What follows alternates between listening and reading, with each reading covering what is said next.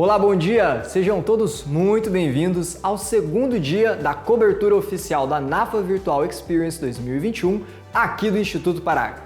Eu sou o Vitor, aqui do time de conteúdo do PARAR, e eu vou acompanhar você em mais um dia de conteúdos imperdíveis para quem trabalha com frotas. Hoje nossa agenda está muito animada, a gente vai ter temas sobre segurança, sobre planejamento de compra, enfim, tem bastante coisa boa te esperando. Lembrando que nós começamos agora às 10, tá bom? E depois voltamos com a segunda palestra do dia às 16h30. Então já aproveita para usar o link que a gente está mandando agora nos comentários, salvar esse evento na sua agenda e não perder nada, beleza? Mas antes da gente começar, eu quero te passar uma dica de ouro. As inscrições para o Flexi Brasil e a 100 Best Fleets já estão abertas. Essas duas premiações são para gestores de frotas e empresas que têm práticas excelentes em projetos inovadores na área de frotas, ok? Então presta bem atenção que o Flexi Brasil é direcionado para gestores, ou seja, você se inscreve nele como profissional, e o 100 Best Fleets é para empresas, que você faz a sua inscrição para representar a sua empresa. O link para as duas premiações já estão aqui nos comentários. Preenche lá o formulário explicando por que esse prêmio, deve ser seu ou da sua empresa. E tem a chance aí de ser reconhecido internacionalmente pela própria NAFA, beleza? O resultado da premiação vai sair no PARAR Awards, um momento especial que a gente faz na Conferência Global PARAR. E aproveita também e já faz sua inscrição para esse evento incrível dos dias 19 a 21 de outubro. Muito conteúdo exclusivo para você numa plataforma online que vai dar aí muita interação para você e para os outros convidados, ok? Vamos para os painéis de hoje então? E hoje nós abrimos a nossa sessão de palestras com um estudo de caso muito interessante. Você já ouviu falar da metodologia do Scorecard? Esse é mais um termo importado do exterior que costuma aparecer na roda quando o assunto é gestão e nada mais é do que o uso de indicadores de desempenho, O que é isso? São métricas obtidas através da telemetria e outras tecnologias de análise para traçar um perfil de risco de cada condutor. Aí, através disso, você consegue evitar acidente, e até mesmo uma fatalidade. Quem traz essa apresentação para nós é o Rich Hyde, diretor de desenvolvimento de produtos e segurança na ARI, e ele passa uma abordagem aprofundada de quais impactos um acidente pode trazer para uma empresa em vários aspectos. E, é claro, entender o que dá para fazer, a partir desses indicadores, quais são as possibilidades e quais são as recomendações, ok? Então, fiquem agora com o primeiro painelista de hoje.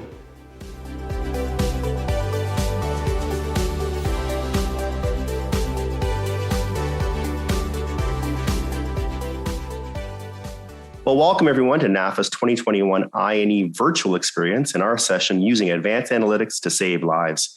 I'm Peter Nagallo. I'm a marketing manager here at ARI, and I'll be serving as your moderator for this session. So now it's my pleasure to introduce our presenter, Rich Ratty, the Director of Product Development here at ARI. He's going to talk about safety and scorecarding and really how you can save lives doing so and reduce collisions and reduce collision costs and all of that. So I'll be back at the end of the session to ask some questions of Rich and then start the Q&A. But for now, let's kick off our session with Rich. Thanks, Peter. Appreciate that. Let me go ahead and just share my screen, and we will get right into it. So we did want to talk today about using driver scorecard and a driver safety program to save lives, and it's all about using advanced analytics to do that. Saving lives is really the fundamental issue, but also cost control and cost mitigation. We'll talk about that as well. It all revolves around driver behavior. Driver behavior can obviously impact safety and save lives. In fact, from an occupational fatality standpoint, motor vehicle crashes are the number one cause of occupational fatalities. in North America. So a huge opportunity there if you improve driver behavior to improve employee safety. It goes beyond employee safety as well, though, to include all kinds of collision costs. In fact, NHTSA would say that the total economic cost of a collision, of a motor vehicle collision to an employer is over $16,000 if there's no injuries, $74,000 if there's injuries, and more than $500,000 if there are fatalities involved. So the economic impact of a collision can be very significant to an organization. Let's take an example. Take a fleet that has 1,000 vehicles, for example. The total cost of collisions to that organization can be $4.8 million. That's real bottom line impact across the organization. So huge impact to the P&L of an organization if you can control costs more effectively. But it's not just collision costs, it's also the total cost of ownership in the form of fuel and maintenance. In fact, when it comes to fuel, driver behavior can impact fuel utilization by 20% or more. So, and given the cost of fuel these days, that can be a very significant impact to a fleet's bottom line costs. Also, liability exposure. We've all heard about nuclear settlements that are out there, and the cost can be in the millions or even tens of millions of dollars if one of your drivers is found at fault in a fatality or even an accident where there's injuries involved. The liability exposure can be very significant.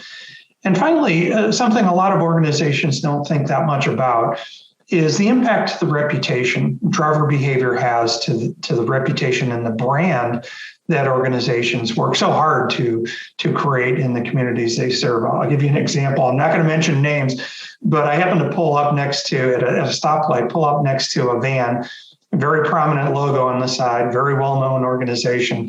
And I happen to look over at the driver eating a hamburger, talking on his cell phone while he's at the stop sign, or at the stoplight.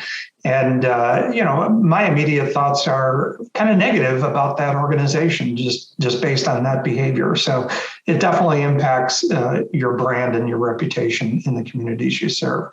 So how do we improve on these things? How do we implement a program that can really improve driver behavior, lower costs, improve safety and whatnot?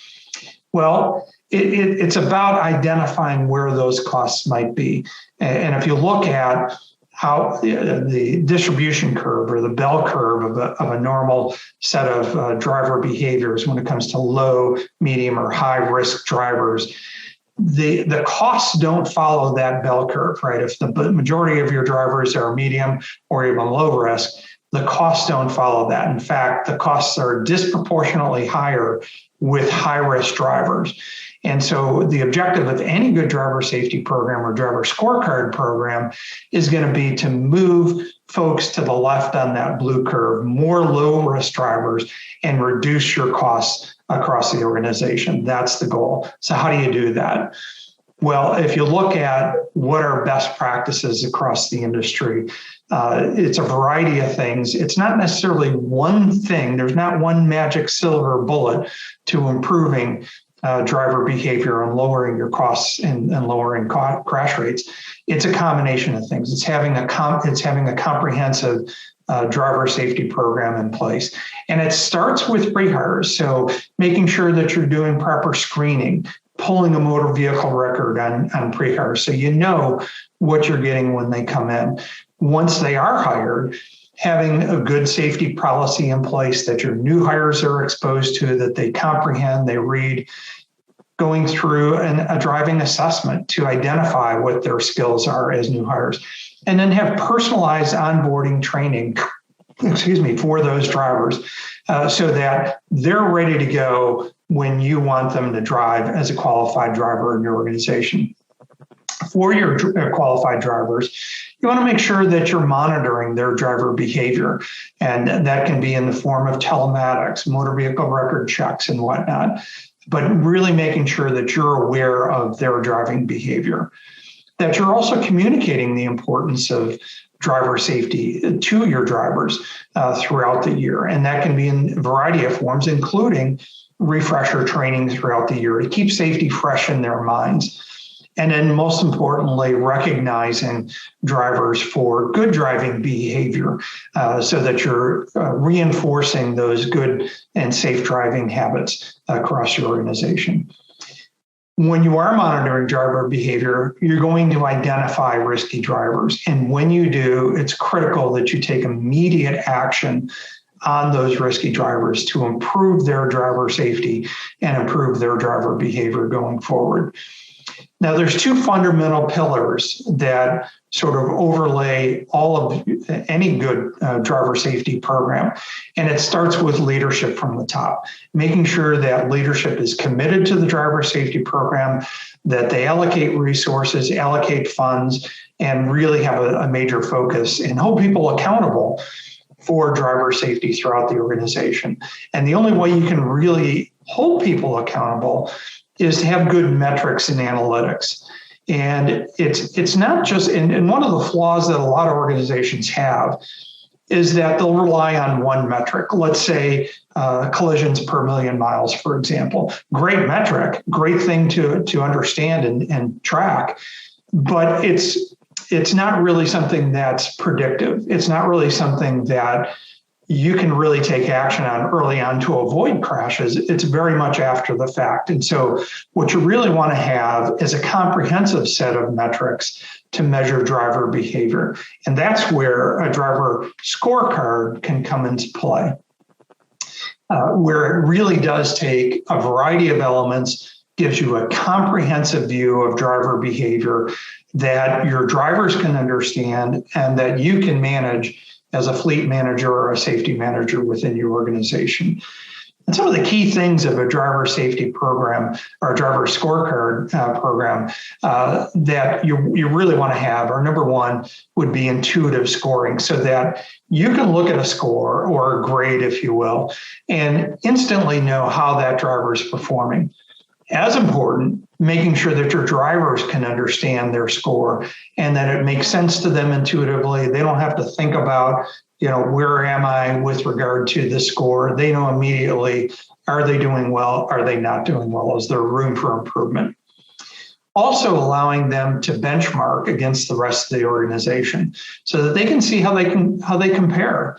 That's also important for you as a manager as well, so you can see how that particular driver compares or a given division compares vis-a-vis the rest of the organization.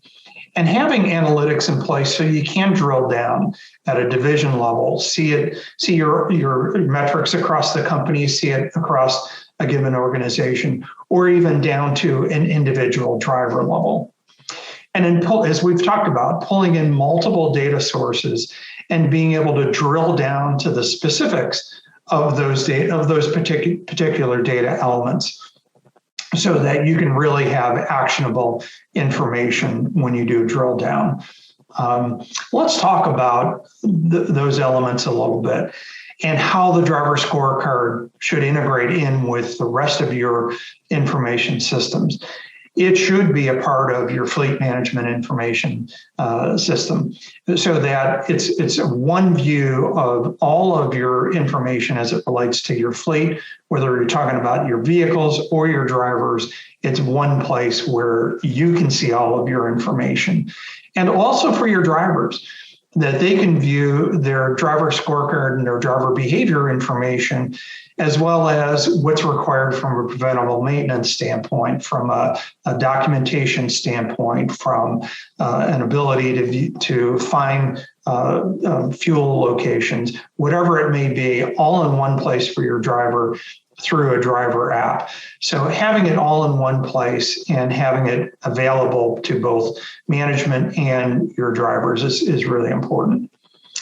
Also, to have your driver scorecard that meets your particular requirements. So it should be something that's customized to you.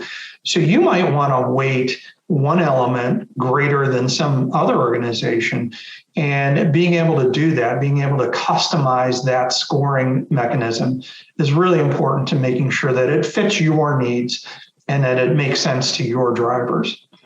Also, trending information and making sure that you can see how your drivers are improving or perhaps not improving, And that gives you the ability to take action on it. And really having a level of detail in your driver scorecard that it's actionable information. Yes, you want aggregate information, but you also want to drill down so I can take action on a driver by driver basis, or perhaps a division or a department level. And as it relates to the data elements that you want to pull in, there's really 5 core data elements that we would recommend with any driver safety program. One is to use telematics data, just phenomenal data on driver behavior that you can get from telematics. We'll talk about that in a second. Violations information, motor vehicle record information, accident information, and compliance information. Pull it all together into one comprehensive score. Again, any one element is not really going to give you the kind of insight that you need to take action early on so that it's more predictive to prevent accidents from happening rather than just looking at accidents after the fact. That's not going to give you as much actionable information. So let's talk about each of those and talk about what kinds of data you would have for each of those data elements. What kinds of information should you pull in? From a telematics standpoint, you want to pull in harsh acceleration, braking, cornering information, safety belt usage, and speeding, either in the form or both in the form of violating posted speed limits and excessive speeding, meaning we want to track drivers who travel at an excessive speed over 90 miles an hour or over 100 miles an hour and really track those. And some of the key things that you want to look at when you are tracking telematics data and pulling it into the driver scorecard is distance driven, particularly for some things like safety belt usage or posted speed violations. You don't want to treat them necessarily as a single event. Let's take an example. So let's say you have one driver who didn't buckle their safety belt for the first 5 minutes of their 30-minute journey, but then they remembered they buckled it in and they had it on the rest of the time. That's one event, but it's 5 minutes out of his 30-minute journey. Conversely, you might have another driver who didn't have their safety belt on at all through their 30-minute journey.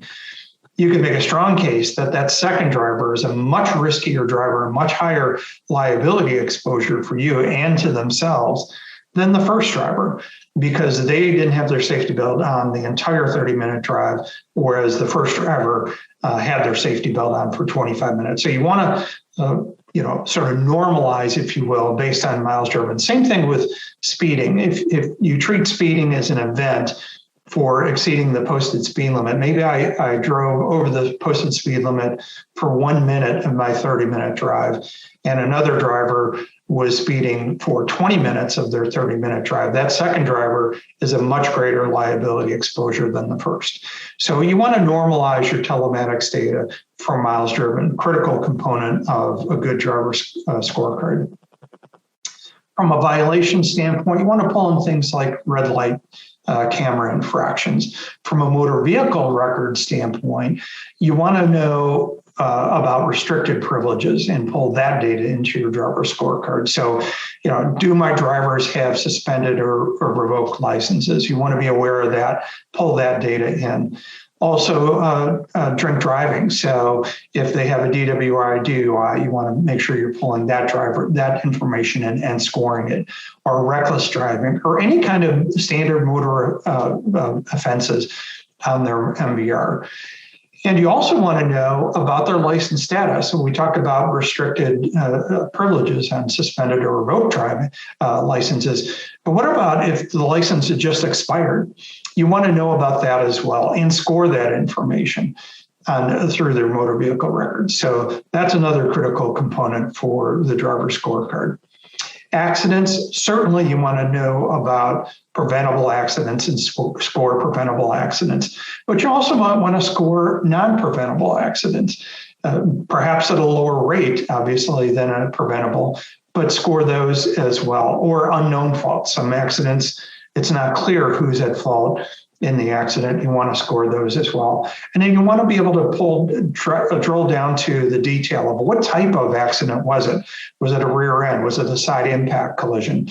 And really pull that information into the scorecard as well. From a compliance or risk standpoint, you want to be able to pull in information about who's complying with our policy, with our safety policy. Who's, from a new hire standpoint, and we talked about this earlier in the onboarding program, being able to assess their driving skills, pull that data into the driver scorecard and score it. And also driver training, whether we're talking about driver training for a new hire in our onboarding program, or a qualified driver for refresher training, or a violator for remedial training. You want to pull that compliance data into the scorecard as well. So again, having that comprehensive view of driver behavior is really critical to be able to improve on it, lower costs, improve safety, reduce liability exposure. And it requires all of these different data elements to do it well.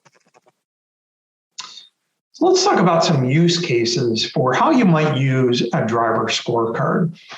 Well, we talked about training and using that driver scorecard information to trigger driver training can really help improve driver behavior and lower your costs.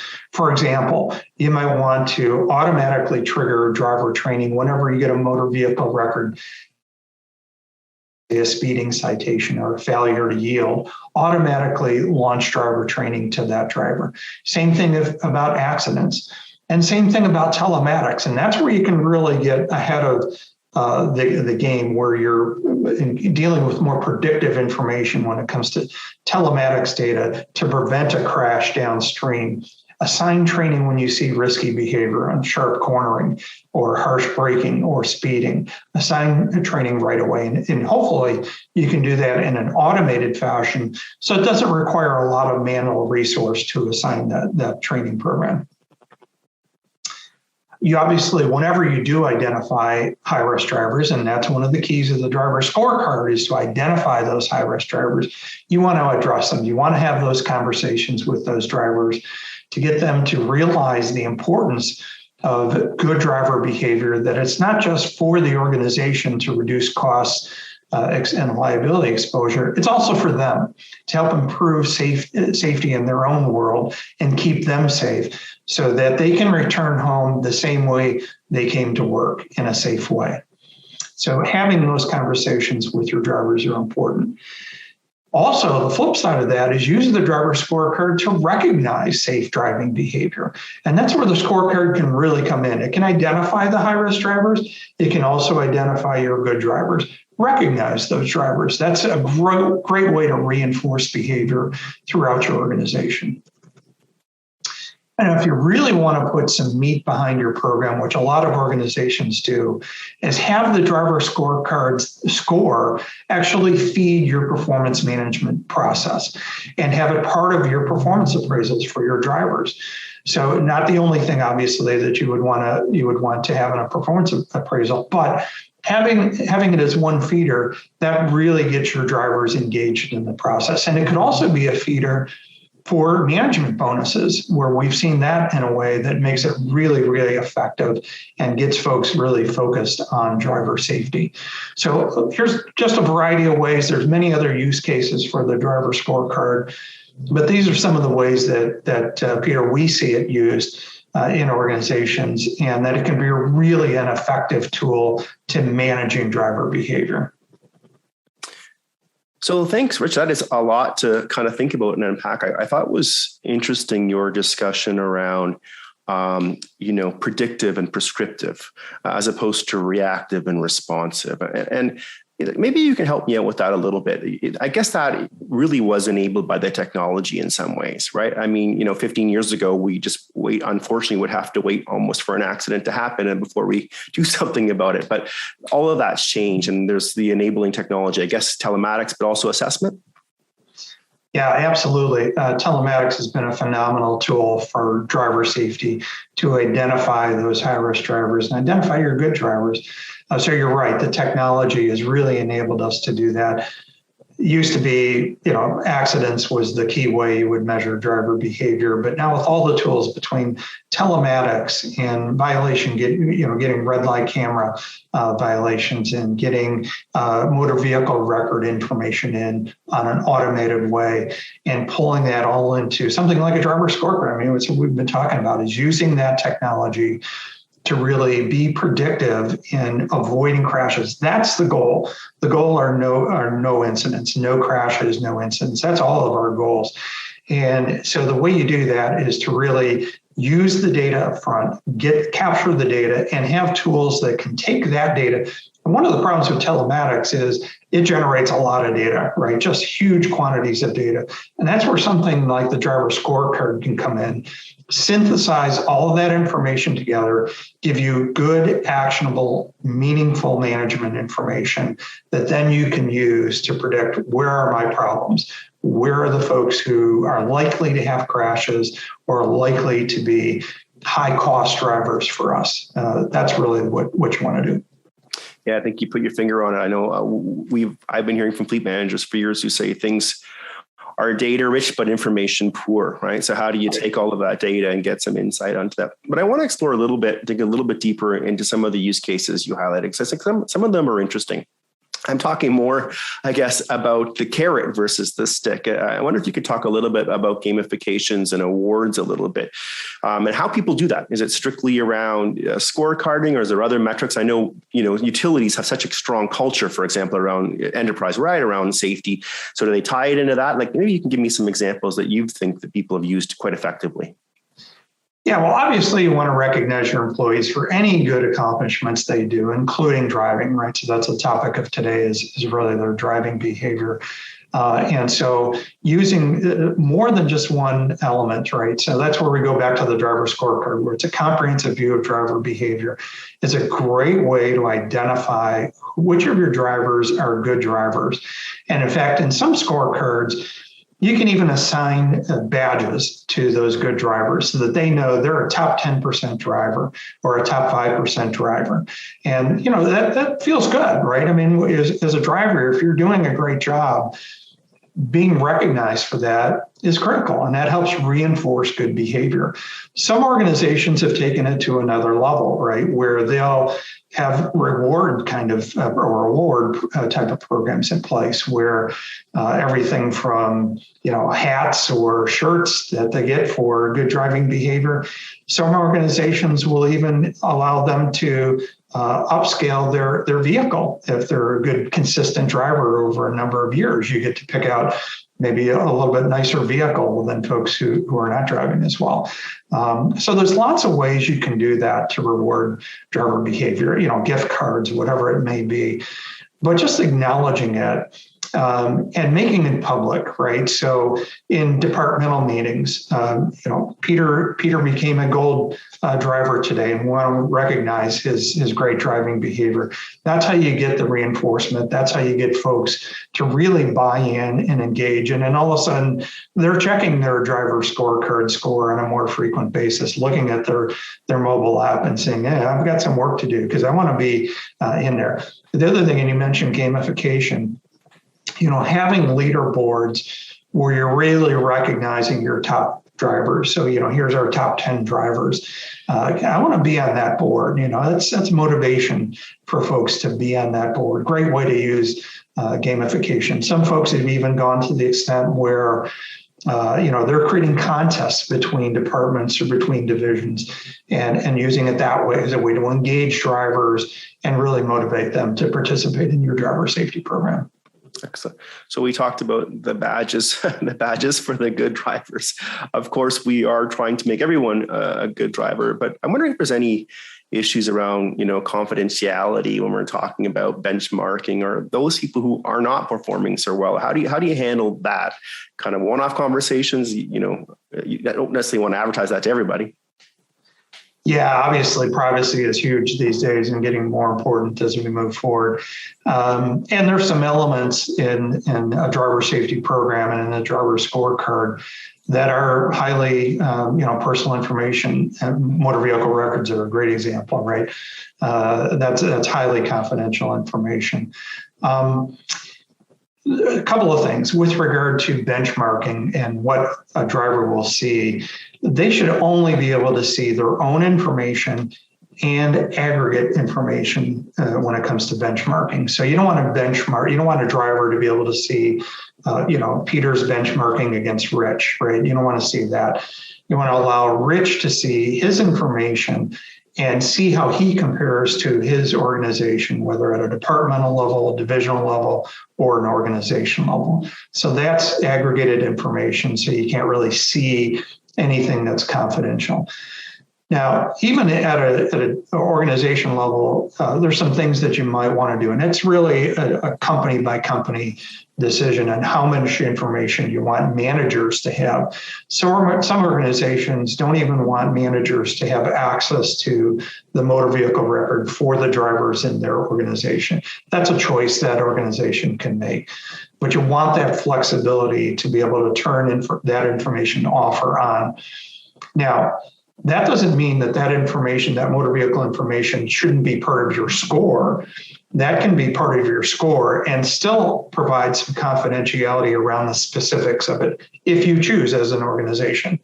So that's really something that a good driver scorecard is going to have, that flexibility to allow you to kind of turn that on or off depending upon what you want.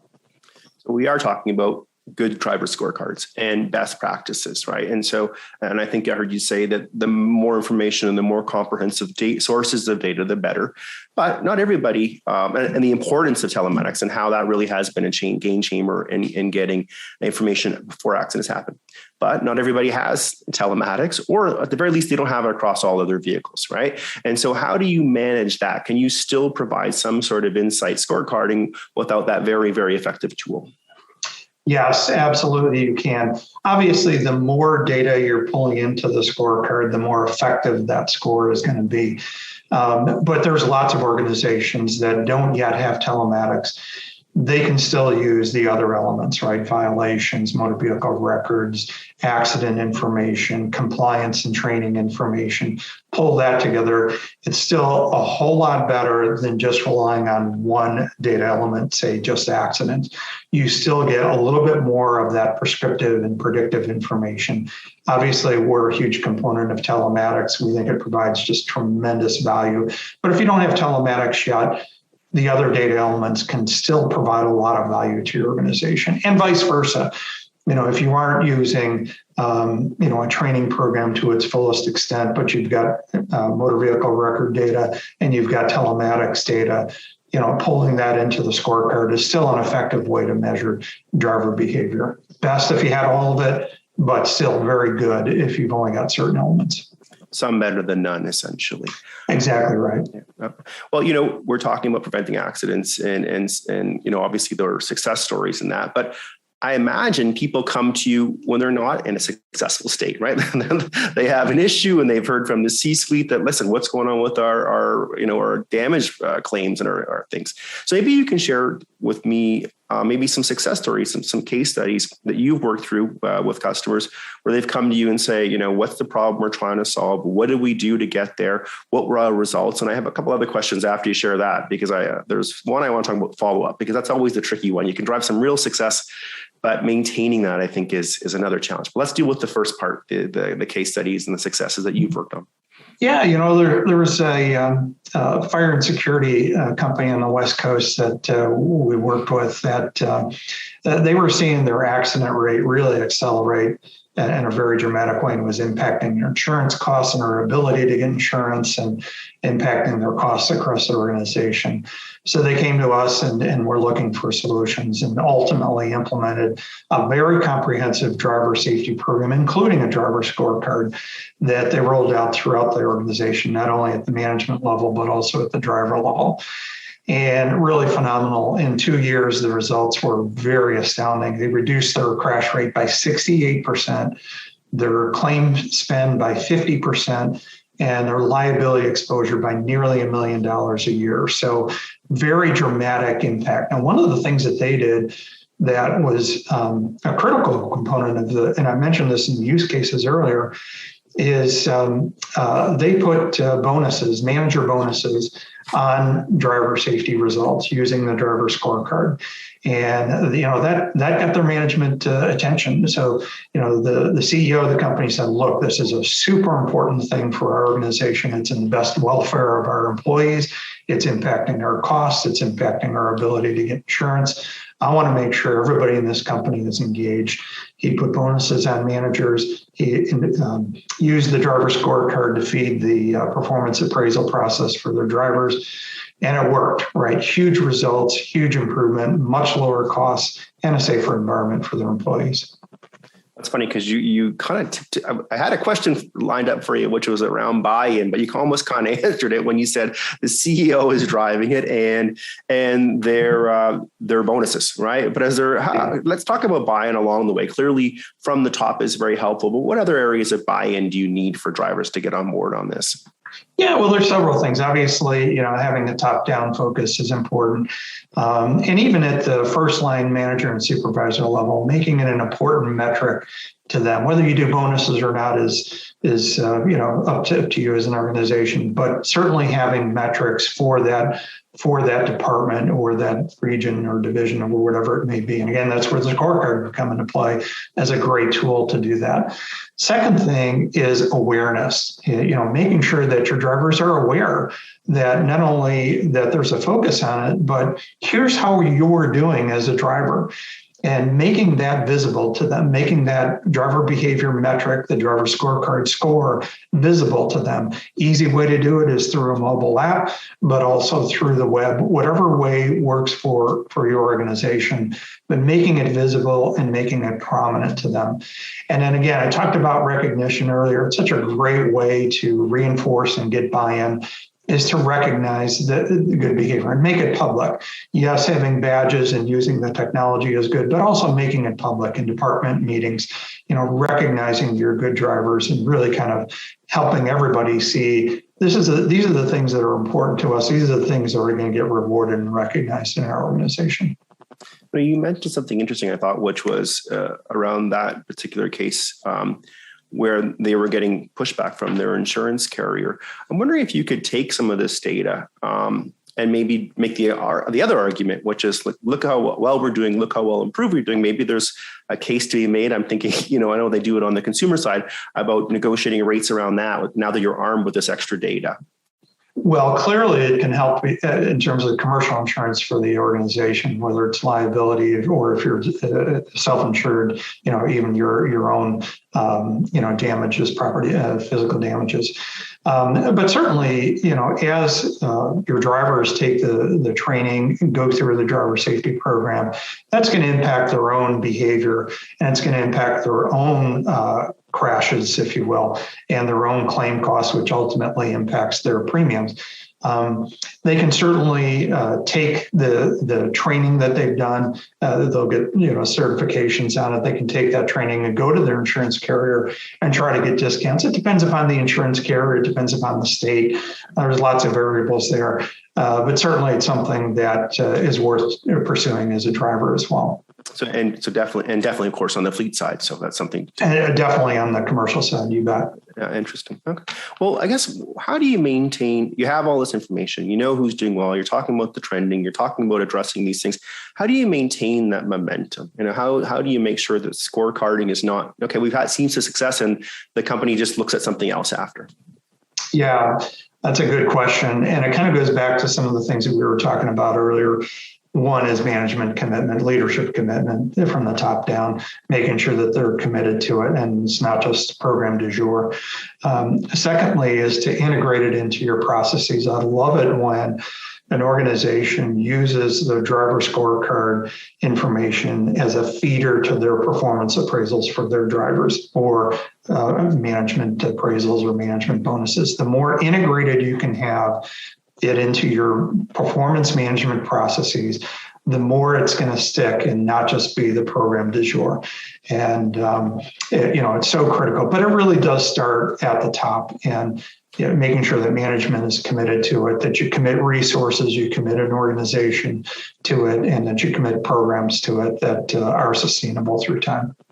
Awesome. Well, thank you so much, Rich. I know I want to leave some questions for our live Q&A because I know that people likely have them. I want to thank you for taking my questions. And of course, I want to thank you on behalf of NAFA for sharing your time and your expertise. This is such an important topic. Yes, we want to reduce collisions and reduce cost and reduce liabilities, but we want to keep our people safe. And I think that's more important now than ever. E aí, pessoal, gostaram desse painel? Não se esqueça que ainda hoje nos encontramos de novo para outra palestra espetacular sobre renovação de frotas em tempo de crise, às 16h30 aqui no YouTube, beleza? Então eu tô te aguardando e até mais tarde!